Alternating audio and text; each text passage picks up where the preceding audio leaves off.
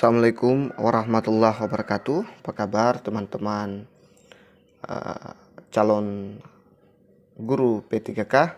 Insyaallah pada video kali ini kita akan melanjutkan latihan soal kita atau pembahasan soal kita, khususnya mapel PJOK.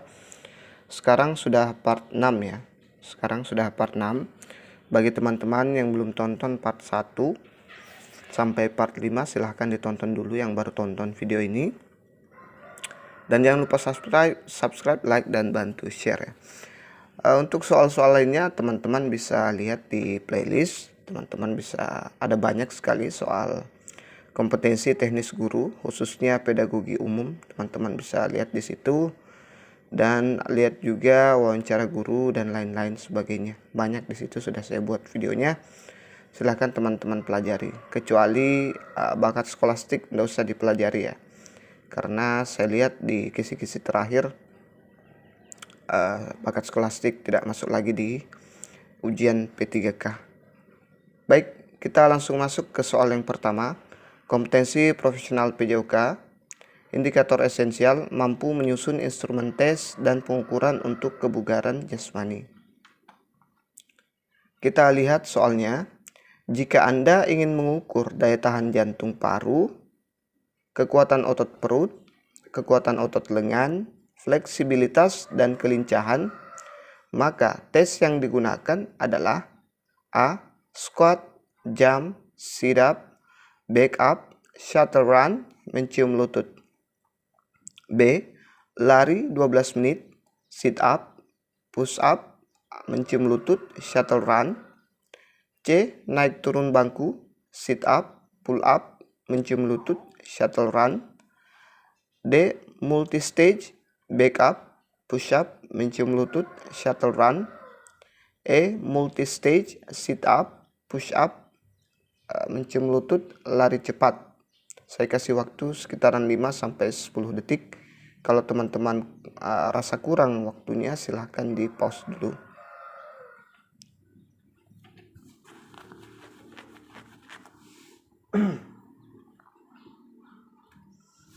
Jadi jawabannya adalah B. Lari 12 menit, sit up, push up, mencium lutut, shuttle run.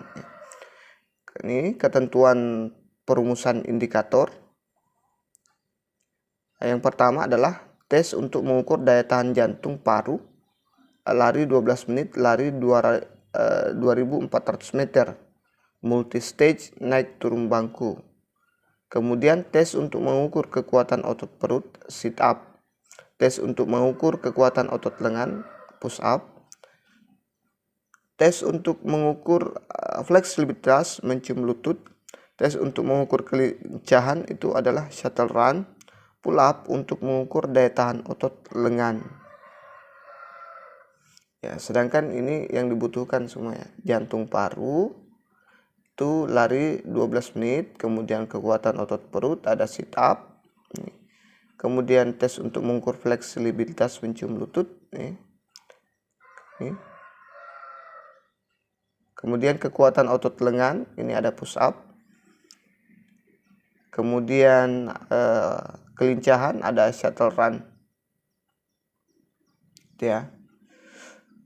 Oke, kita lanjut ke kisi-kisi dan latihan soal berikutnya. Kompetensi profesional PJOK, indikator esensial mampu melakukan tes dan pengukuran untuk kebugaran jasmani. Kita lihat cara melakukan tes gantung angkat tubuh untuk peserta putra yang benar apabila A. Pada waktu mengangkat badan, peserta melakukan gerakan mengayun. B. Pada waktu mengangkat badan, dagu berada di bawah palang tunggal. C. Pada waktu kembali ke sikap permulaan, kedua lengan tidak lurus.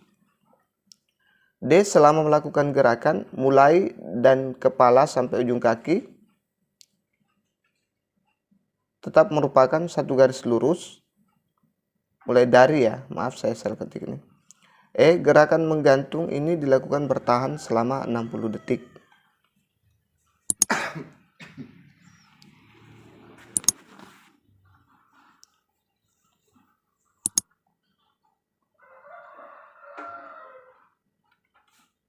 Jadi jawabannya ada di option D ya.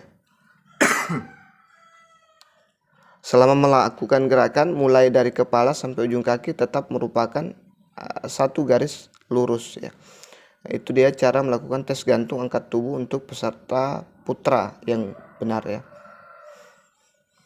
Tes gantung angkat tubuh untuk putra dilakukan pull up berulang kali, bukan bertahan, dengan ketentuan seluruh anggota tubuh tetap lurus. Kita lanjut ke latihan soal berikutnya. Kompetensi profesional PJOK, indikator esensial, mampu menguraikan dan menganalisis teknik variasi dan kombinasi rangkaian senam lantai dan alat untuk menghasilkan keterampilan gerak senam yang baik. Kita lihat soalnya. Dalam senam lantai, gerakan melangkah yang disertai tolakan kaki sehingga ada saat badan melayang di udara. Mendarat dengan salah satu kaki disusul dengan kaki yang lainnya merupakan gerakan dasar. A. Step, B. Loncat, C. Langkah, D. Sikap badan, E. Pendaratan.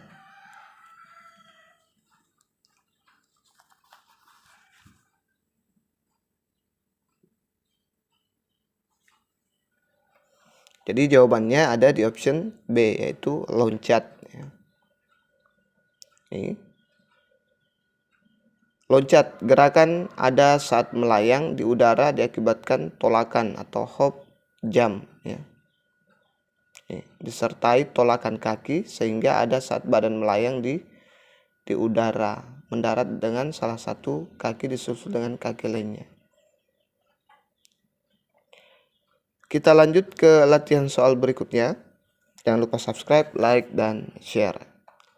Sempatkan diri untuk berkomentar juga ya teman-teman. Kompetensi profesional PJOK, indikator esensial, mampu menguraikan dan menganalisis strategi variasi dan kombinasi rangkaian senam lantai dan alat untuk menghasilkan keterampilan gerak senam yang baik. Kita lihat soalnya. Gerakan meroda dikatakan sempurna apabila posisi kaki A. Dua kaki lurus ke atas, pada hitungan ketiga posisi kaki menjadi depan belakang. B. Ditekuk sedikit ketika di atas. C. Kaki kanan lurus ditarik ke atas, sedangkan kaki kiri ditekuk sedikit ke depan. D. Ketika di atas, kedua kaki lurus membentuk huruf V. E. Kaki kanan lurus ditarik agak ke depan.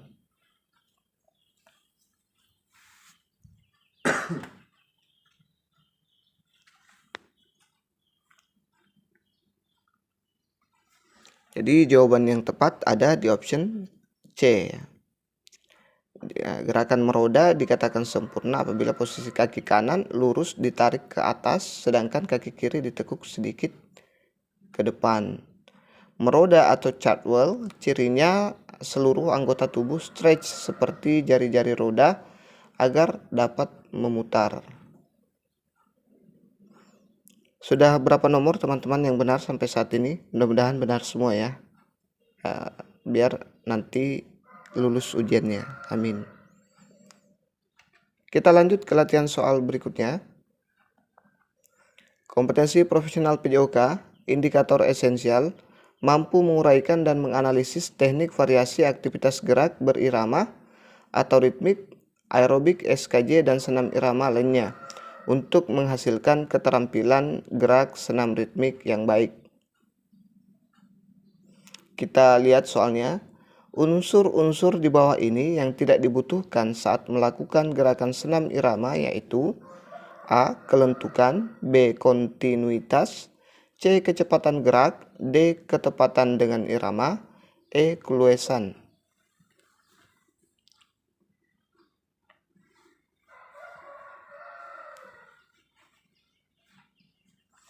Jadi jawabannya ada di option C, yaitu kecepatan gerak yang tidak dibutuhkan pada saat melakukan senam irama.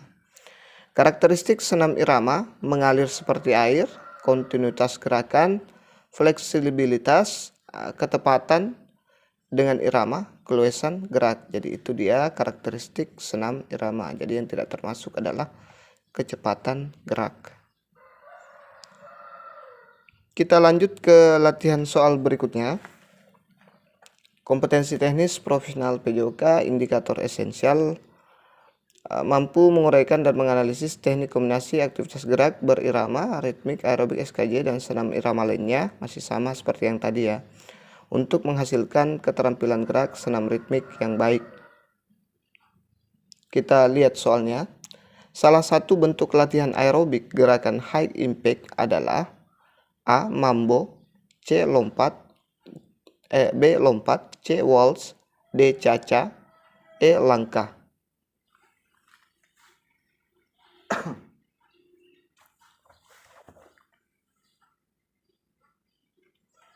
Jadi jawabannya ada di option B, yaitu lompat. Kita lihat pembahasannya. High impact adalah gerakan dengan intensitas tinggi, dihasilkan dari gerakan lompat, loncat, lari, atau ada layangan di udara. Itu yang biasa disebut dengan istilah high impact. Kita lanjut ke kisi-kisi dan latihan soal berikutnya. Jangan lupa subscribe, like, dan bantu share. Kompetensi profesional PJOK, indikator esensial, masih sama dengan yang tadi, yang indikator sebelumnya. Cuman soalnya yang agak beda ya. Kita lihat soalnya. Masih di ini ya, aerobik, SKJ, dan senam irama lainnya. Gerakan senam ritmik ya. Gerakan yang diberikan pada saat pemanasan dalam senam aerobik: A. Berbagai pola langkah, B. Gerak tangan, C. Short stretch, D. Long stretch, E. V-stay. Coba dijawab dulu.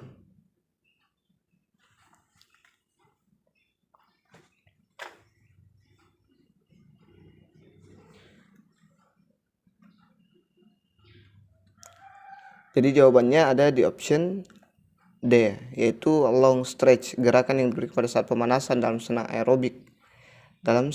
aerobik. Ya, long stretch.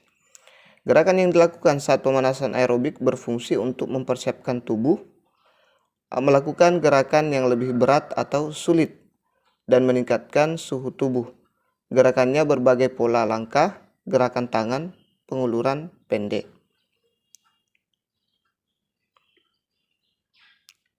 Kita lanjut ke latihan soal berikutnya.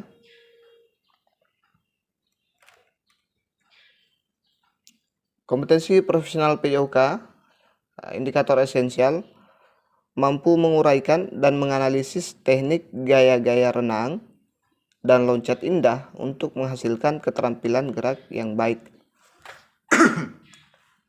Nah, sekarang kita fokus ke gaya renang dan loncat indah. Kita lihat soalnya. Keterampilan di air membutuhkan penyesuaian pernafasan di air.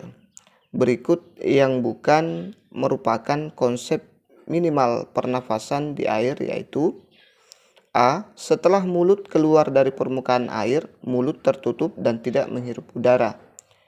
B. Pada saat wajah dalam air, udara dihembuskan keluar rongga hidung atau rongga mulut. C. Setelah wajah masuk ke dalam air, mulut atau hidung mengeluarkan udara. D. Saat mulut keluar dari permukaan air, udara dihirup dominan dengan rongga mulut. E. Saat di dalam air, menahan nafas.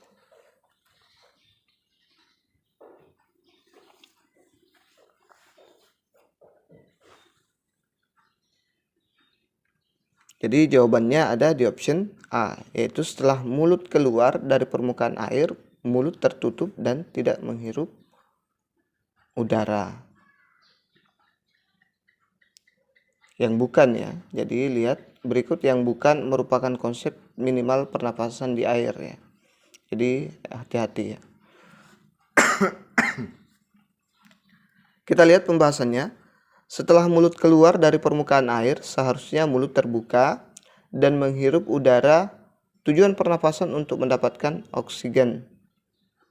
Jika tidak menghirup udara pada saat di permukaan air, perenang akan kekurangan oksigen ya. Kita lanjut ke latihan soal berikutnya. Kompetensi profesional PJOK, indikator esensial, mampu menguraikan dan menganalisis strategi gaya-gaya renang dan loncat indah untuk menghasilkan keterampilan gerak yang baik.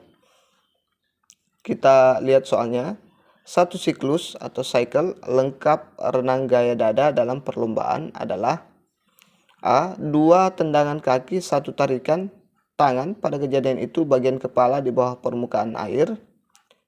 B. 1 tarikan tangan, 1 tendangan kaki, pada kejadian itu bagian kepala harus memecah permukaan air. C. 1 tendangan kaki, 1 tarikan tangan. D. 1 tarikan tangan, 1 tendangan kaki dolphin. E. 2 tarikan tangan dan 2 tarikan kaki ke dalam air.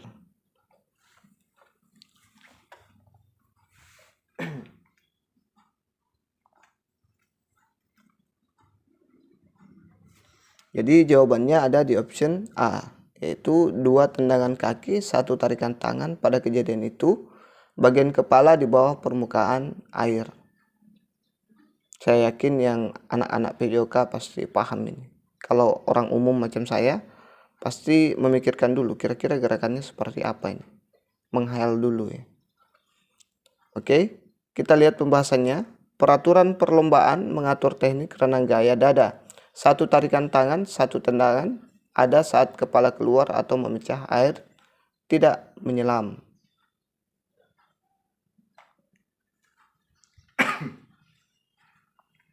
Kita lanjut ke kisi-kisi dan latihan soal berikutnya.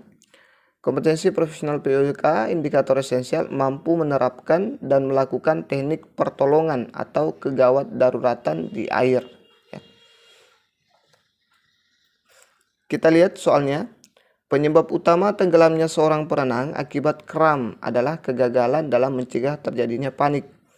Sering kita lihat ketika perenang mengalami kram, dia akan langsung berusaha ke tepi, sehingga akan terlihat gerakan yang tidak teratur dan laju renangnya pun lambat. Contoh penanganan kram: A. Otot betis, luruskan lutut, tekan telapak kaki ke arah punggung kaki, lakukan pemijatan pada otot betis. B. Otot punggung kaki, tekan punggung kaki dan jari kaki ke arah telapak kaki, sehingga seperti penari balet. Lakukan pemijatan pada otot punggung kaki. C. Otot paha belakang, luruskan lutut, angkat tungkai bawah dan lakukan pemijatan. D. Otot paha depan, tekuk lutut dan lakukan pemijatan. E. Otot perut, tekan punggung, lakukan pemijatan pada otot tersebut. Kira-kira yang mana nih jawaban yang tepat, teman-teman? Contoh penanganan kram pada atlet ya.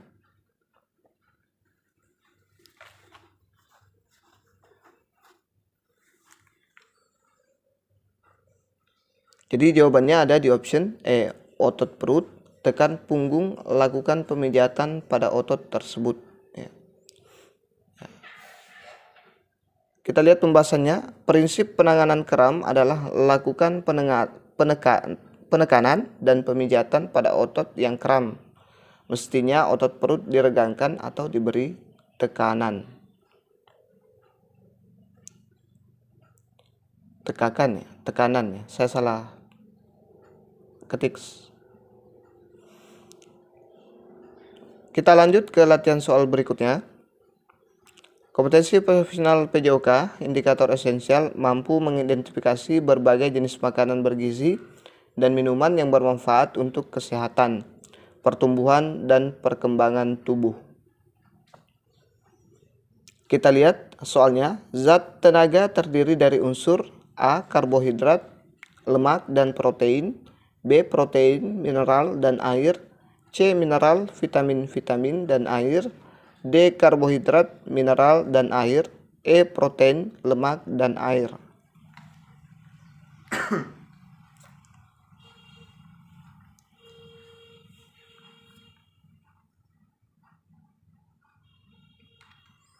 Jadi jawabannya adalah sumber Zat tenaga itu terdiri dari unsur karbohidrat, lemak, dan protein. Zat gizi yang menghasilkan tenaga adalah karbohidrat, lemak, dan protein.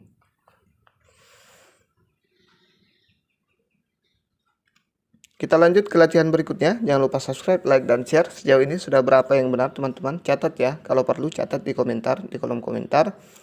Dan saya sarankan untuk berkomentar karena channel ini saya gunakan sebagai wadah ya.